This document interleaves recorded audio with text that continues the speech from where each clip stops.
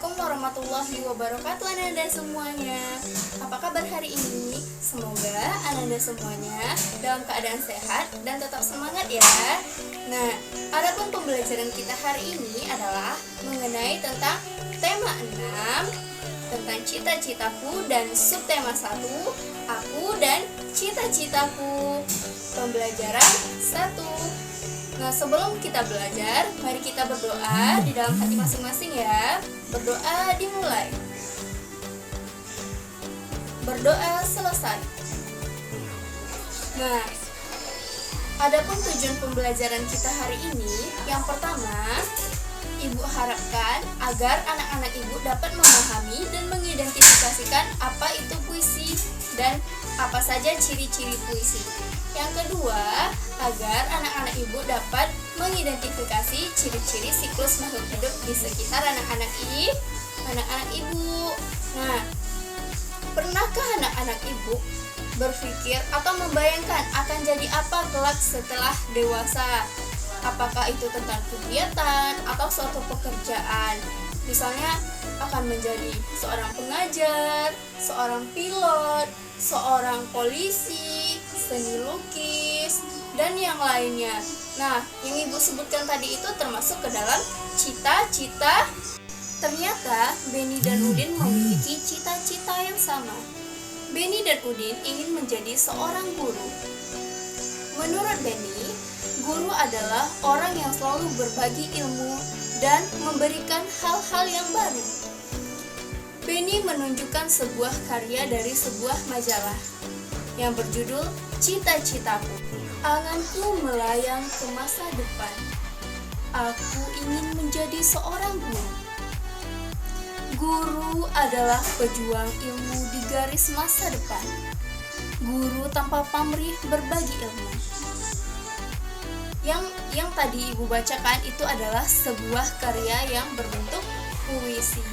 Tahukah anak-anak Ibu apa saja ciri-ciri puisi? Puisi adalah bagian-bagian dari kata-kata yang tersusun yang disebut dengan baris puisi. Baris-baris puisi yang terkumpul menjadi bagian yang disebut dengan bait puisi. Contoh, anganku melayang ke masa depan. Aku ingin menjadi seorang guru. Guru adalah pejuang ilmu di masa depan. Guru tanpa pamrih berbagi ilmu. Nah, anganku melayang ke masa depan itu merupakan baris pertama. Selanjutnya baris kedua, baris ketiga, baris keempat. Jika baris-baris puisi diruntun menjadi satu, itu disebut dengan bait puisi. Setelah itu, Beni dan Udin berdiskusi. Udin bertanya, apakah baris-baris puisi dapat dirubah? Beni menjawab, tentu saja dengan syarat ketika kita mengubah baris-baris puisi, syaratnya adalah maknanya tetap sama. Dan kemudian Udin ingin menuliskan cita-citanya ke dalam bentuk puisi. Lalu Beni bertanya, apakah cita-citamu Udin? Lalu Udin menjawab, aku ingin menjadi dokter hewan. Aku sangat menyukai hewan. Suatu saat Udin akan menjadi dokter hewan. Apakah kamu juga menyukai hewan seperti Udin? Apakah kamu juga memiliki hewan peliharaan seperti Udin? Bagaimana kamu cara merawat hewan peliharaan di rumah? Coba amati hewan-hewan yang ada di sekitar rumahmu. Coba anak-anak Ibu amati gambar-gambar berikut ini. Nah, sudah dilihat?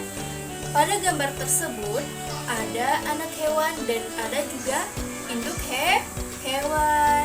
Nah, dari gambar tersebut dapat kita simpulkan atau dapat kita amati bahwasannya hewan itu memiliki pertumbuhan dari kecil menjadi sedang dan menjadi dewasa.